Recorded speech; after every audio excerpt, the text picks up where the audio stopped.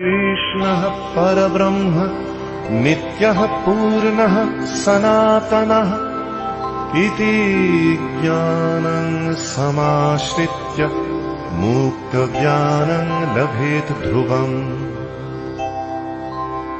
श्रीराम कृष्ण राम कृष्ण राम कृष्ण नमो नमः।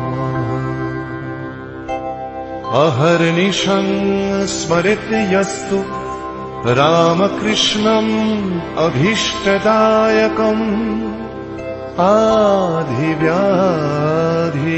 विमुक्तः सन् सदा सुखं कालं नयेत्। सर्वदेव देवीमयः श्रीरामकृष्णः स्वरूपतः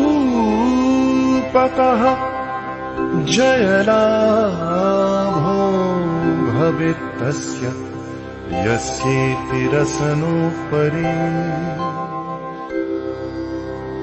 श्रीराम कृष्ण राम कृष्ण राम कृष्ण नमो